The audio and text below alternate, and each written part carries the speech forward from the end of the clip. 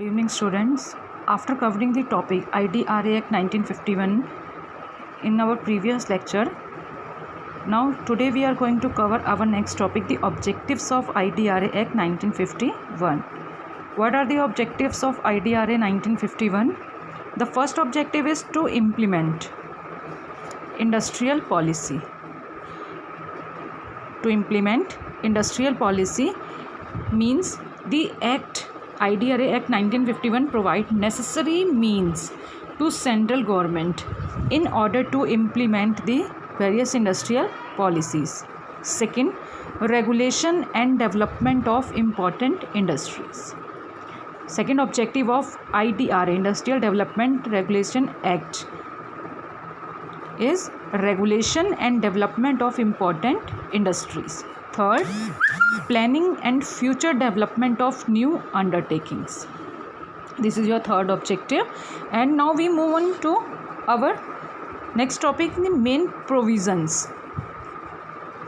ये क्वेश्चंस आपके एग्जाम्स में काफ़ी बार आ चुका है, ठीक है. तो move on to the provisions. Main provisions of IDRA Act 1951. The first provision is the registration of the existing industrial enterprises, covers under section 10 of IDRA Act 1951. The registration of the existing industrial enterprises. Registration of industrial undertaking as per the notification of official gazette. A certificate of registration containing product capacity of the industrial undertaking and other particulars as prescribed by central government. हमें registration की ज़रूरत कब नहीं पड़ती है? When registration is not necessary. Registration is not necessary in case of the industry when it is a small scale industry and otherwise exempted from the licence. या तो वो जो इंडस्ट्री है स्मॉल स्केल इंडस्ट्री है तब हमें registration की ज़रूरत नहीं पड़ती इस एक्ट के अंदर. और दूसरे केस में हमें रजिस्ट्रेशन की ज़रूरत कब नहीं पड़ती है? जब वो कंपनी क्या है, एग्जेम्प्टेड है from the licence. And third, कब ज़रूरत नहीं पड़ती? When that industry is not cover in definition of factory. ठीक है. After that licensing to new undertakings. Licensing किसकी? न्यू अंडरटेकिंग्स की. लाइसेंस की ज़रूरत हमें कब पड़ती है? Licence when you are manufacturing new articles. Licence for carrying on business without registration. अगर आप कोई बिजनेस विदाउट रजिस्ट्रेशन चला रहे हैं तब आपको लाइसेंस की ज़रूरत पड़ेगी. Licence for carrying on business after the revocation of certificate of registration and licence for change in location. अगर आप कोई लोकेशन चेंज कर रहे हैं तब आपको लाइसेंस की ज़रूरत पड़ेगी. नेक्स्ट आपका आता है इन्वेस्टिगेशन. नेक्स्ट प्रोविजन है, पहला हमारा था registration, second licensing and third is investigation. The main important आपके क्या प्रोविजंस है इसमें आते हैं IDRA Act 1951 में? The first is registration. Registration किसका?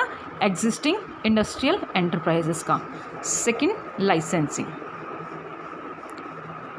And third is investigation to the affairs of any industrial undertaking.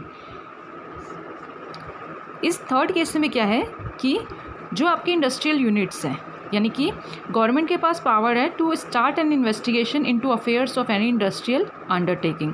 The government can even take the undertaking under its own management. वो उसे अपने अंदर मैनेजमेंट के अंदर भी रख सकती है. If government find that industrial undertaking is not working satisfactorily and fails to carry out its instructions, तब हमें इन्वेस्टिगेशंस की ज़रूरत पड़ती है. After that establishment of central advisory council. ये मैं आपको फर्स्ट लेक्चर में भी मैंने आपको बताया था. CAC यानी सेंट्रल एडवाइजरी काउंसिल को स्टैब्लिश करना किसके हाथ में होता है? In the hands of government of India. After that constitution of central advisory council. Central advisory council का कॉन्स्टिट्यूशन क्या होता है? यानी a chairman and other member not exceeding 30 and member appointed by this central government. And members क्या होने चाहिए? Capable of representing the interest of honours of industrial undertaking of such industry, scheduled industry, person employed in industrial undertaking of scheduled industry and consumers of goods manufactured by industry. किसका constitution में work करना चाहिए? In the interest of honours, persons, consumers of scheduled industry. After that, establishment of development council. Development council का हमने एस्टेब्लिशन क्यों किया था? हमने बताया था कि वो 3 मेन फंक्शंस करती है. पहला क्या था? Recommending target products.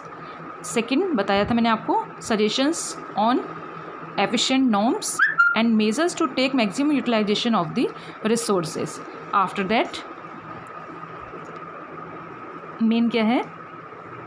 Registration, licensing, investigation, establishment of CAC यानी central advisory council and constitution of central advisory council and establishment of development council.